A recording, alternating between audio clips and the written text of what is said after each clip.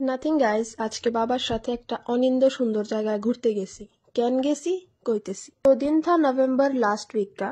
तो घर से निकलते ही कुछ दूर चलते ही पुलिस वाला अंकेलদের সাথে হুদাই মানে খায়া গাছ নাই মানতেন্ডে তুমি যদি 5 জন লয়ে সেরা 5টা হেলমেট দিয়া যাও তাও ওই গ্লাস কিলিগা নামাইছো না হেলমেটের ওইটার লেগেও তোমার দাঁড়া করাইবো। जो भी हो, this is the beautiful place. I mean যখন ছোটবেলায় এই রাস্তা দিয়ে মাসির বাড়ি বা মামার বাড়িতে যাইতাম তখন মনে হইতো যে ইস, এই ছোট মন্দিরটাতে কিরকম ঠাকুর আছে এটা দেখার খুব ইচ্ছা হইতো, জানি না কেন।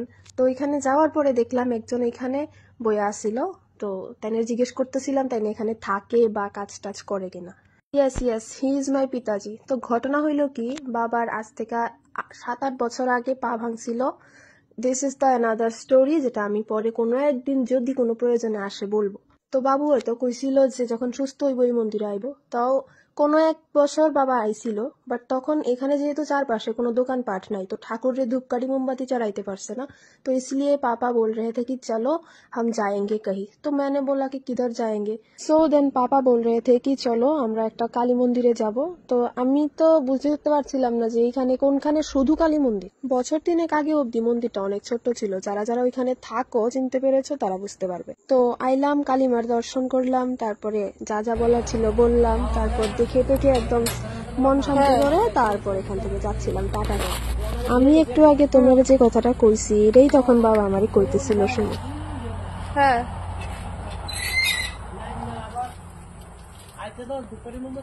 হ্যাঁ তুই এমন করতে দে, আমি তো ভাবতেই পারিনি তুমি এই মন্দিরে আইবাছি। না আমিও আমি কই মন্দির শুধু কালী মন্দির কোনখানে?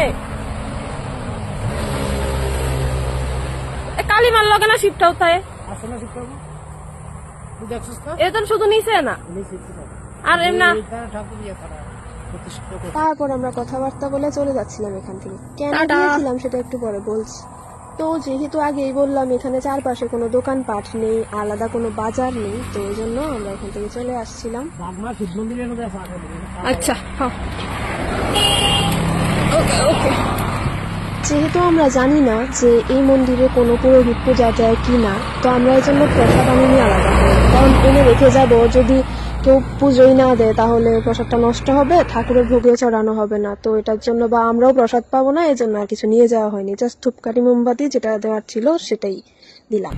তো হয়েছে কি, সবারই ছোটখাটো এখন রোগ শক্ত থাকে, তো আমার এরকম আছে, কিন্তু 3-4 দিন ধরে জানি না কেন 110, 107, 8 এরকম করে জ্বর ছিল আমার। আর আমার জ্বর হলে আমি ভয় পেয়ে যাই খুব। আমার মনে হয় যে মানে আমার যারা আমার পছন্দের মানুষ তারা যদি আমার কাছে কাছে না থাকে খুব মানে এত ভয় লাগে, মনে হয় যে আমি চলে যাচ্ছি তো সবাইকে ছেড়ে।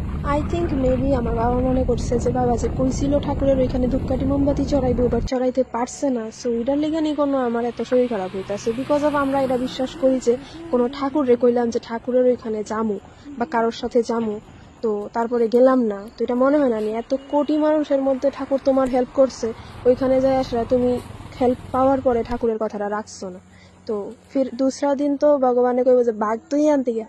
যদিও ওই দিন আমার অনেক জ্বর আসছিল, আমার চোখ মুখ দেখা বুঝতেই পারছো আশা করি, বাট তারপরেও বাবা কইতাছিল যে আমার যেহেতু কাজ নাই চল যাই। অ্যান্ড ইয়েস, সাডেনলি আমার শরীর আসলেই সুস্থ হয়ে গেছে পরের দিন। তো ফির বাগমা অব্দি আইলাম, তারপর চা কচুরি খাইলাম, অ্যান্ড লিটারেলি আমার ফিল হইতে আসলো যে মানে 50-55 বয়স হয়ে গেছে আমার, বড় লগে এখন বইয়ে চা খাই আড্ডা দিবার টাইম আমার। আই থিঙ্ক দুধ চা আমি লাইফে সেকেন্ড টাইম খাইছি ওই দিন, বিকজ অফ টাকা দেওয়া কিনছে, কারোর বাড়িতে খাইলাম না হইলে।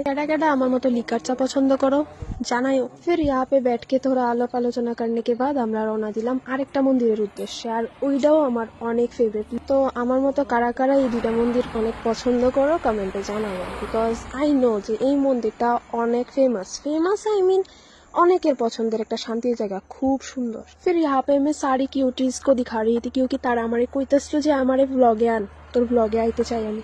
মানুষের তো আমার কাছে পূজা দিতে হয় না, তোর ব্লগের থেকে ডাইরেক্ট আশীর্বাদ করবো আমি মানুষের। कोई कमेंट पे उल्टा सीधा नहीं बोलेगा क्योंकि ঠাকুররার লগে আমার আলাদা একটা আন্ডারস্ট্যান্ডিং আছে, তার লগে আমার রোজ কথা হয়।